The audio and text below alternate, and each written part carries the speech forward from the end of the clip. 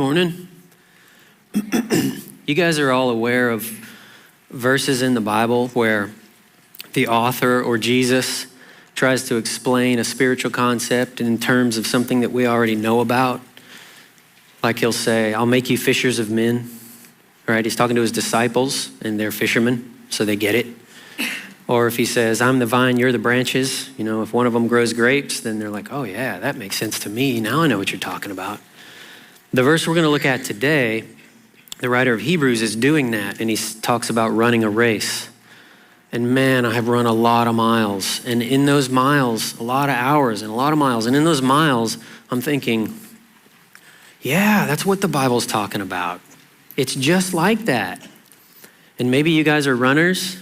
If you're not, or if you are, I'm going to try to unpack that for you today, so that when you leave here, you can really understand the similarities of, I guess you call it an analogy, but I'm going to talk to you about running, endurance running, and how the author of Hebrews wants to explain to us what this race is he's talking about in terms of physical running. So that's I'm not going to go too deep into any one particular concept because we cover that in depth in other sermon series, and I'll mention that. But it's just going to be like a high level view, okay? And so running really for me started, and I think it was like 2017, and what you're seeing here, the Eagle Rock Loop, okay? This is in Arkansas, and some time ago, me and Rory Patton and Brian Willis, we walked around this loop, and it's 27 miles long, and we camped out on the trail. You carry everything with you. We did about 2.5 days. We spent 2 nights on the trail. And so I thought, at the time, I was also looking at this YouTube channel, watching these guys called the Mediocre Amateurs, and they're not amateurs, and they're not mediocre. They cover long distances in a day, okay? Like 30, 40 miles in a day, and they don't have to sleep outside because they go home and sleep in their bed. And that's what I wanted to do. I don't want to sleep in a tent. I don't want to carry a heavy load. I want to travel light, and I want to go far and see as much as I can in a day and then sleep in my bed. So I had the idea of doing this in a day, 27 miles in a day. And so I started trying to run to train for this. And I convinced Tommy Goforth and David Hollowell and Dustin Bobbitt to do it with me, and we destroyed ourselves doing that. We were popping ibuprofen like it was candy towards the end of the day, and we couldn't walk for a week, but we did it. It took us 11 hours. And I thought, man, I bet I can go farther. I wonder how far I can go. And then it just snowballed. And in early 2021, I registered for a 100-mile ultra marathon. And had been working up to that distance, but had never run that far. At that point, the furthest I had run was 100K, which is 62 miles, but I'd never run beyond that. But I hit that button, and it was pretty scary.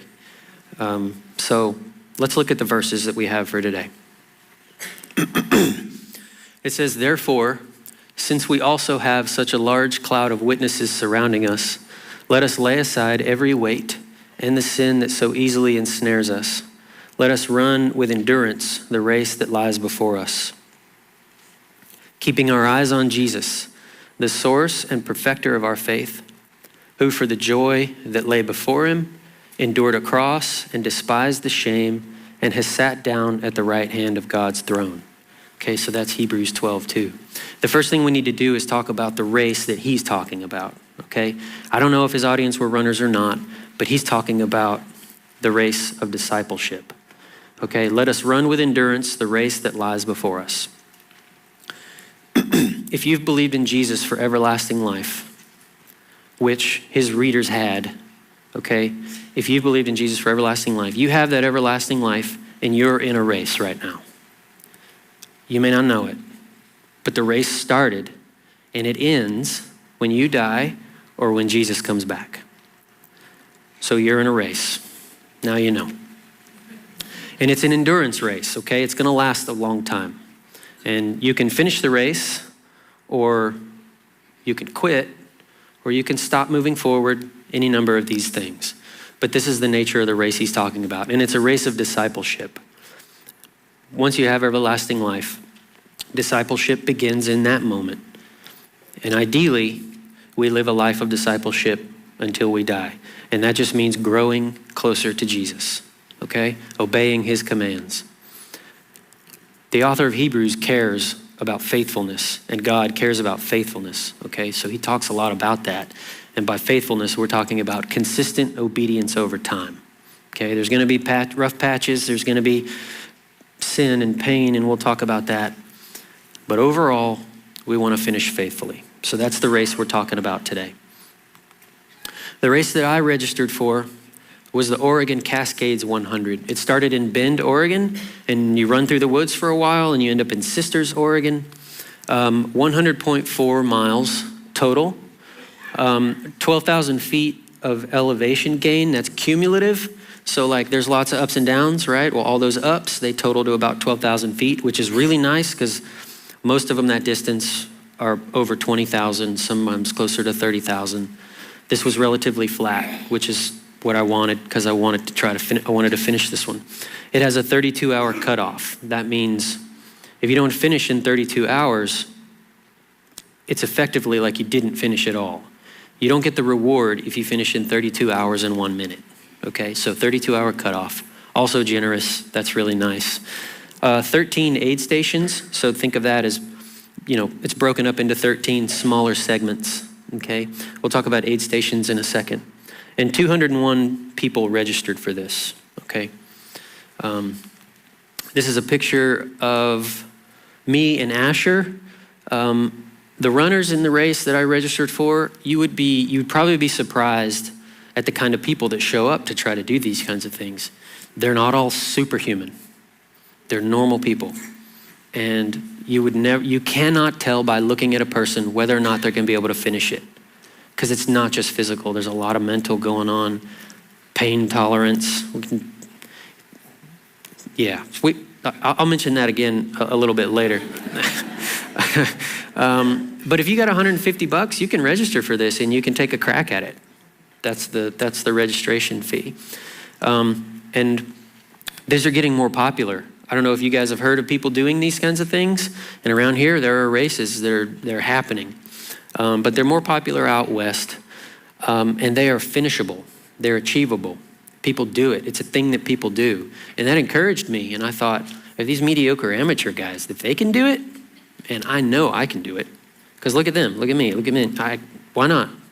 Why can't I do it if they can do it? And me and Dustin, we did like Eagle Rock Loop in 11 hours. What's the problem? Like, we can do this. And so that leaves a lot of experience to draw upon. And you can learn from these people what to expect, how to do it well, how to do it better, how to ensure success, okay? So I would listen to podcasts, follow YouTube people, anything I could to learn more about how to do it well.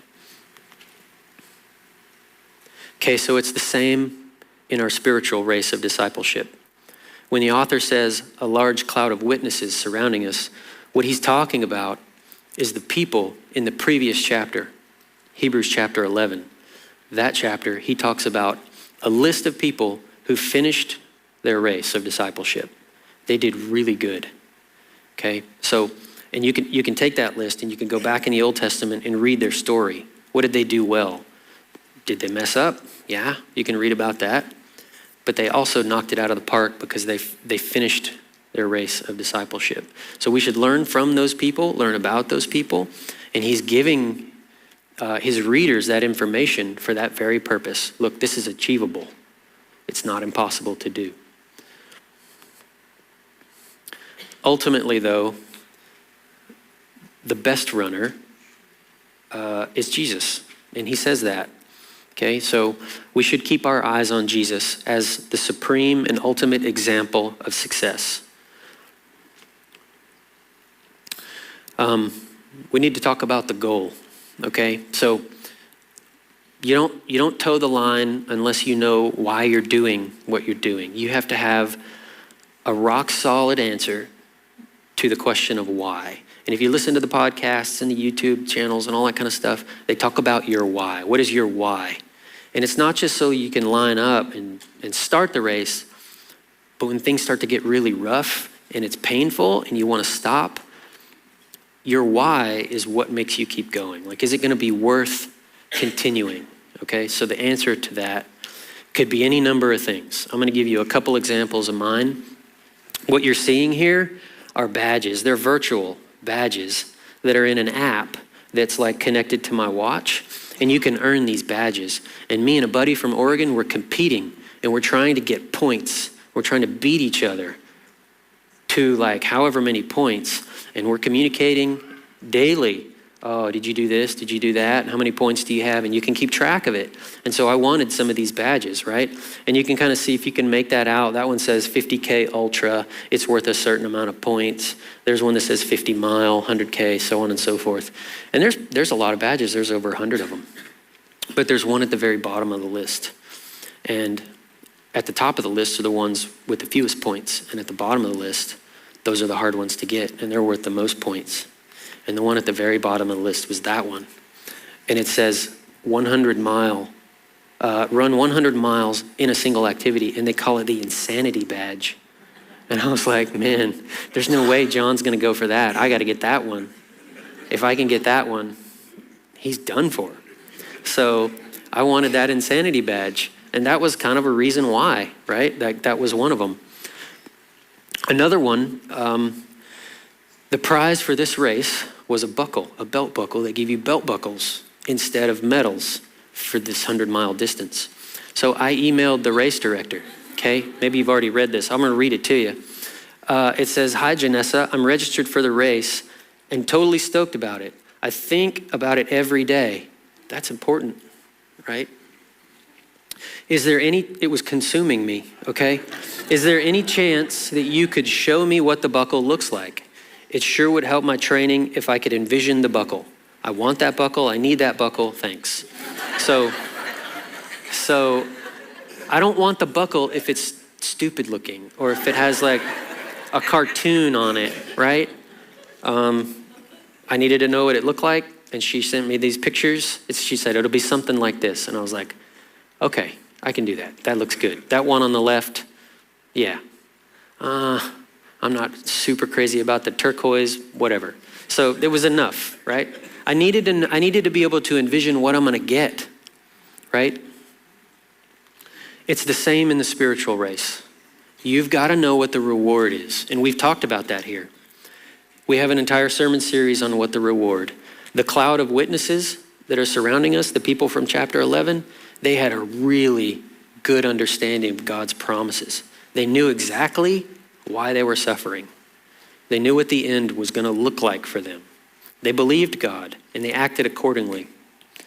It's crucial. If you don't know why you're doing that, you're not going to finish it. You're not going to want to do it because it's not going to be worth it for you. Jesus also knew what was in store for him. It says, for the joy that lay before him, and he has sat down at the right hand of God's throne. So that's why he suffered. He knew there was joy that was waiting for him. He knew the measure of joy. He knew more about what was waiting for him than we are going to know about what's waiting for us. But he knew that it was going to be worth it to suffer the way he did, suffer the pain of the cross.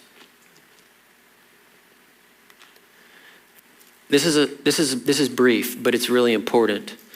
It says, let us lay aside every weight and the sin that so easily ensnares us. So you might see people in training that have maybe a weight vest on and maybe they're doing hill repeats or something like that to get stronger. But on race day, nobody adds weight to themselves intentionally. Okay, and you can even pick out the more experienced runners because they're not carrying much. And I don't know how they do it, but they do it and they don't carry much and they know exactly what they need. The newbies, they're carrying too much stuff because they don't know what they need yet. And they I might need that. Well, maybe they need it, maybe they don't, but they're carrying more weight, but it does slow them down. So think of the weight in the spiritual sense as something that hinders us or impedes our progress. Our forward progress is slowed because of it. And it's not necessarily wrong. It might be our job, or it might be some hobbies that we like, or I don't know, fun or something. But there's a lot of different things that aren't wrong to do, but they slow our race a little bit because they weigh us down. The sin, that's something that completely brings us to a halt. And there is no forward progress when we sin. And that has to be handled before we can continue moving forward. In the physical race, I mean, you trip and you fall, and that stops you. And people, they fall to the point where they have to quit. I did a trail marathon in January, and there was a guy that was sitting on the side, and he hit his head, bleeding from the head. He was getting help, but that was the end of his race. The sin we've learned that we can deal with by confessing our sin to move forward, bring us back into fellowship with God, repenting of sin when it's necessary. So it's good to differentiate between the weight and the sin, but both of them will slow us down and bring us to a complete stop. If you stray off course, you may not finish the race. The course, it's crucial to know the course, okay? So the course is marked. In the 100-mile ultra that I did, it was marked clearly, but sometimes you're running, I'm not fast enough to finish before dark. So I ran all through the night. I have a headlamp, but everything else is dark and you might miss a sign. So I loaded the course on my watch, okay? So it beeps at me if I go off course. Because if I go off course, I'm adding mileage, and I don't train for 120 miles or whatever, and I might not make the cutoff. So it's crucial to know the course. That's very important. Now for us, we keep our eyes on Jesus, okay? He tells us what the course is, and we learn about what he says from the Bible. So the Bible gives us our course. And if you don't know what the Bible says, you have no idea how to run the race, okay? That's important. This concept is a big one. What you're seeing here is a cup of ramen noodles at an aid station sometime at night. I don't remember when that was. I think it was 60 or 65 miles or so. Best cup of ramen I've ever had, hands down. You can see other food and drinks back there. You can't run that far without taking fuel in. You may not need fuel for a sprint or a 5K or a 10K. Maybe some people can make it through a marathon without taking in calories. Anything beyond that, it's not going to happen. So the plan that you make is very detailed. In training, you work out what you're going to eat, what your stomach can handle at a sustained heart rate over time. Sometimes maybe you can't digest certain things, but the nutrition plan for race day is carefully planned for the sustained effort.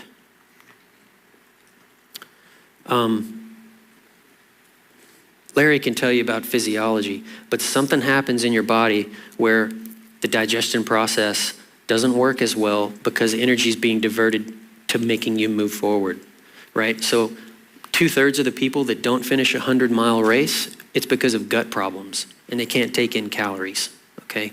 So it's really crucial to know what it is your body needs. And for me, it's 150 to 200 calories every 45 minutes, maybe 30 to 45 minutes, depending on the heart rate. So once you work that out, you can be detailed about it. You can be specific. These are aid stations, okay? They provide the food and the fluids that you need to progress through the race. It's basically just tents set up with tables full of all different kinds of food. Some of it is like real specific for endurance athletes, like gels and gummies and things that are easily to digest. But there's also lots of other things like pizza. Sometimes they're cooking quesadillas. Later on in the race, I was eating bacon because you need proteins and fats. You can't just have all carbs for, all that time. And variety, you get tired of eating the same thing. And really, some people can't make themselves eat because it's just not palatable. Is that the right word? Like you don't want it, doesn't taste good, or you can't imagine, thank you. So these aid stations are kind of what get you through and help you to fuel. But also, you've got to fuel between aid stations too. not just at the aid stations, because there can be as many as 10 miles between each one. So I would pack, you may see me like, I'm wearing this vest here, and it's got pockets, and I have flasks, or, they're like these soft flasks full of water, or, powders and things like that, and I've got snacks on me. So every 30 or 45 minutes, I can keep the food going in, okay? Your aid station and my aid station for this race of discipleship is right here. You're in it. You're in it right now, getting fuel for the week. Okay, so you're checking in. That was smart of you. Don't skip the aid stations for your race of discipleship. So we get daily fuel in the form of Scripture every day. And we need the fuel every day. Just like between aid stations, I'm taking fuel in. So you don't want to just check in every week. If you want to ensure forward motion, you want to ensure finishing the race, you've got to have Scripture every day. See, isn't it crazy how many things this has in common? And I'm thinking about this when I'm running. I'm like, oh yeah, it's like what we talked about. My favorite aid station is the Lord's Supper. We do that on Sunday nights here. Christ commands us to remember his death by taking the bread and the cup. Sunday nights and Tuesday nights. And I come on Tuesday nights because that way I get an aid station Sunday and I get an aid station Tuesday. And then also Wednesday morning men's Bible study, I come to that. There's another aid station. More the better. So you can't move forward in the race without your spiritual fuel. Okay, that's crucial. Another crucial aspect of this is support. Okay, so I'm going to talk through these photos. The one on the left, that's me and Margaret and Asher. That's at the start line. I wanted him to come because I wanted him to see me suffer. And I don't ever think he really realized how awful things were getting, because he was just happy all the time and whatever. I think he might know now. But Margaret and Asher were my crew, okay? When you show up to a race like this, you have a crew that helps you, to support you, to give you things at the aid stations. They can meet you along the way in the aid stations. And it was really encouraging to me to come around the corner and see my wife and kid. Like, that's awesome. And Tommy's come with me to races. And it's so great to see like a friendly face, there, and be like, how you doing? How's it going? Man, you're doing great. And you can tell them how awful it is and, whatever. The picture in the middle, I ran with that guy for probably 15 miles in the middle mileage, 45 or something like that miles. And you notice his tattoo on the back of his forearm? It says endure. I stared at that tattoo for a long while, right? And we would kind of leapfrog, and I'd be like, okay, I'll take it for a couple hours. And we would pace each other. And we got to talking. He owns a CrossFit gym in Idaho. His name's Will. He named his kid Waylon. Willie and Waylon. So that was Will. He didn't finish, though, unfortunately. His feet were covered in blisters, and Margaret saw him at an aid station, and he was laying down. He couldn't even stand up. Before I talk about the picture on the right, I want to tell you about Ryan. When it got dark, it's really hard to move forward because you want to go to sleep. But it got dark about mile 60 for me. And I ran for a couple hours by myself. I listened to some podcasts, but a guy caught up to me. His name was Ryan. And we ran until mile 81. But we didn't run, we walked. Because at about mile 65 or 70, the bottoms of my feet hurt to the point where the impact from running hurt. I didn't want to run. But me and Ryan, we decided, we thought, how slow can we go and still finish before the cutoff? And we're like, oh, we can walk. Let's walk it. So I didn't run this whole race. I walked the last 30 miles of it. But I wasn't walking slow, but I would have walked slower and may not have finished if it weren't for Ryan, because he was stronger than I was at the time. Okay? So Ryan was in front of me, and I just tried to keep on his heels. But when I had to stop and pee, he would disappear into the dark. And I knew that I had to catch Ryan, because if I didn't, I may not make the finish line. At mile 81, John picked me up. This is the guy who I was competing with. That's the picture on the right. He was an official pacer of mine. And when John showed up, he was so fresh. ready to go. It's about 6 a.m. in the morning or whatever time it was. He's optimistic. He is positive, chipper even, and just like ready, like would carry me if it was allowed, right? He was so good. And now I understand why people need pacers. So all I did is I said, John, I got to walk a 17-minute mile. That's not very fast, right? But I mean, it's moving, but I got to do that for 21 miles. I said, can you do that? And he's like, no problem. So we did it. And like, he paced me through that section, and he was just talking, just up. And I typically don't hang out with people that just talk nonstop. But this time, like, he needed to do that to keep the pain off of my mind. And so this race, finishing this wouldn't be possible without the support from other people. I could not have done it on my own. Even the elite runners don't do it on their own. They have pacers too. So in terms of our spiritual race, our race of discipleship, we have Jesus. He's the person, the source and perfecter of our faith. We're supposed to be keeping our eyes on him, okay? There's also other believers who are moving forward in their race, okay? You need to find out who those people are. There are believers who are doing really well in their race. They're moving forward, and you got to spend time with those people, okay? One example is the Sunday morning groups, right? There's groups meeting right now, and they're all talking about their race of discipleship. And they're talking about the struggles and the good times and the learning from each other. So you've got to have support, and we cannot move forward and finish the race without other believers. It's impossible. Earlier on in Hebrews, the writer tells the reader, do not forsake the fellowship. You haven't done that because you're sitting here right now. So don't stop hanging around other believers. Okay, we'll talk about the pain.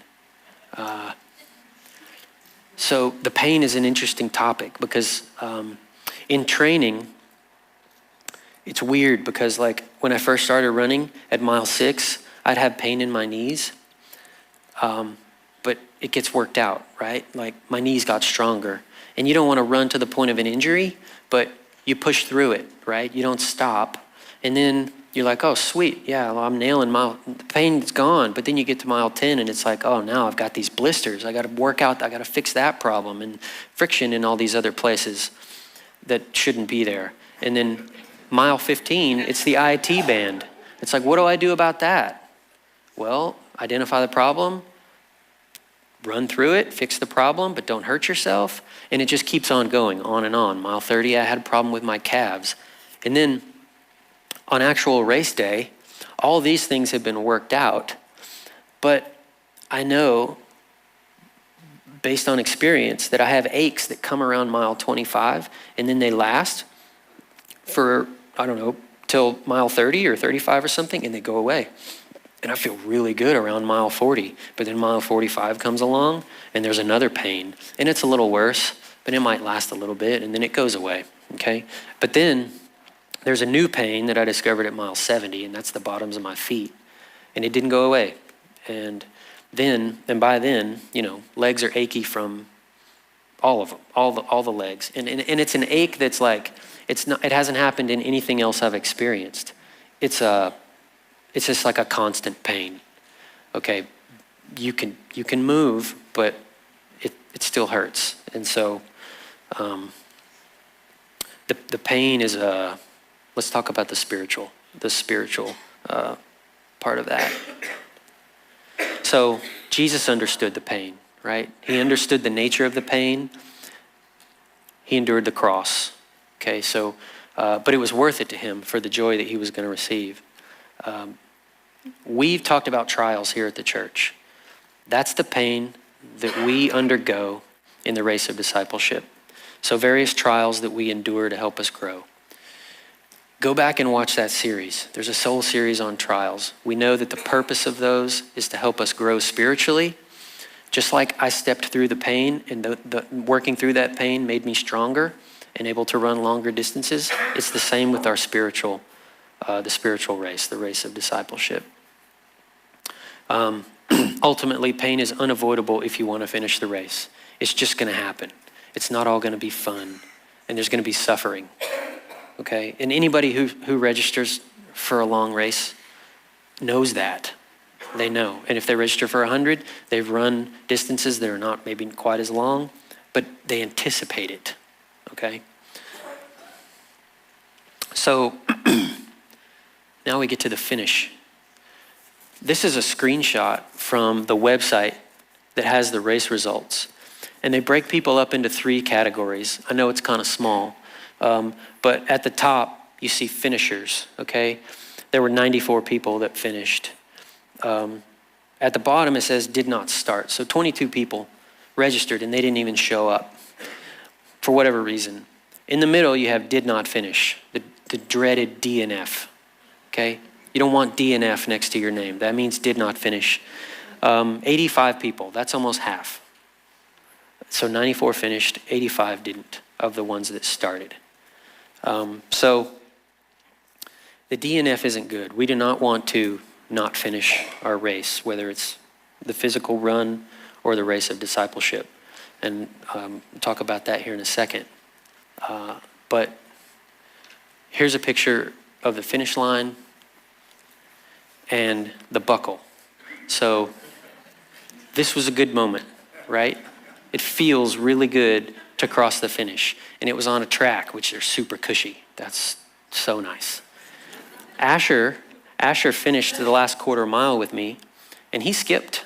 He skipped the whole way. He was super happy, really fresh legs. He got a decent night's sleep. And then John and Margaret met me at the finish, and it took me 30 hours. 30 hours and about 32 minutes. And it's funny, I'll tell you this quickly. At the doctor checkup after this race, the doctor asked me, he's like, have you been exercising? And I said, I had to take the opportunity this was awesome. He lobbed it right out there for me. It's like, yeah, I finished a 100-mile ultra marathon, a couple months ago. And he's typing. He's like, how long did that take you? And I was like, 30 hours. And he goes, I wish more of my patients would exercise like you. That's what he said. And I was like, man, I don't think that's good. You shouldn't be you shouldn't be recommending that to people. All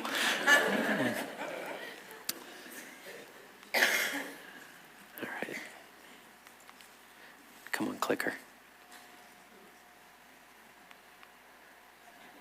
It was doing so good. The clicker was doing so good. Jim, you want to move me forward here? Thanks. Okay. So this is the results broken out, right? I'm down here. Josh Perry, Marshall, I finished in 79th place. So, I don't know. Thanks. There isn't room on the podium for 79 people. The winners had gone home long before I crossed the finish line. There was nobody there to congratulate me other than my crew and all that. But here's Ryan. Ryan, the guy from the previous night, had finished 18 minutes ahead of me. And I just want you to, I remember earlier when I said there's a lot of mental to it. Look at the ages of these people. 45, 35, 38, 43, 42, 40, right? So like I'm in my prime still. Yeah? Take note. It's kind of an old man's game. All you young folks. Not that you can't do it, but I'm just saying. So this is what the activity on my watch looked like. And this is part of the reward for me, right? There's the badge. I got the Insanity badge. And it says, you earned this badge, blah, blah, blah, on August 28th. So I got the 8 points, I got the Insanity badge, and John doesn't have the Insanity badge, and he still doesn't have it. He's not willing to go get it. So I won, I beat him. Like, that's a win for me. It ended up being 104.6 miles because the race directors thought, oh, we don't want to short them any mileage. Let's add some more. So just under 12,000 calories and 30 hours and 30 minutes or so. Okay, it's important to know that a finish isn't guaranteed, okay? If you're a believer and you have everlasting life, that's guaranteed, okay? Under no circumstances will you not be in the kingdom, will you not be in heaven. But finishing the race of discipleship is not automatic for every believer. There is potential to not finish. You could be a DNF. Yeah, so a believer's everlasting life is not impacted by the DNF, but their judgment seat of Christ and kingdom experiences will be impacted. So go back and look at that rewards series, and we talk about that. Think about like being at the judgment seat of Christ as a believer, and you're there with Jesus, what it would be like if you're in the DNF category, okay? Versus what it would be like if you finish the race, like the people in Hebrews chapter 11. Okay, it's going to be a different experience. And for the people who finish the race, they're going to have a large, let's call it a larger measure of reward in the kingdom and a different experience because they finished the race. So today's bottom line is keep moving forward to finish the race of discipleship. Okay, there's going to be times when we sin. There's going to be pain. There's going to be suffering. We work through those things and we keep moving forward. And it just means to be consistent. Don't stop coming to your aid stations. Don't stop fueling. If you need support, like all of these different things, you keep those in line and you do that until you die. Okay, one day at a time. Someone between services said, how do you run 100 miles? And I said, one step at a time, right? You break it down into smaller pieces. You don't look down at your watch and be like, man, I got 85 miles to go. This is a bummer. No. You make it to the next aid station, right? You go a mile at a time, whatever, break it into smaller pieces. So you keep moving forward to finish the race of discipleship. Next week, Ladarius is going to stand up here. He's going to talk to you about go. That's all he gave me. I think he'll say more than that, but that's it. I mean, I see earth in the O, but that's, you know as much as I do. So it's go. If you have any questions, I'll be down here. Be great to meet you. You can ask. We can chat about whatever. I'm going to pray for us and we'll be done. Heavenly Father, thank you so much for your word. Thank you that you line out the course for us. You give us examples of people who have finished the race. We know that it's possible. And we want to finish the race because we know what the reward looks like. And it's going to be worth it someday. We need your help to keep moving forward in the race. Please help us do that. Amen.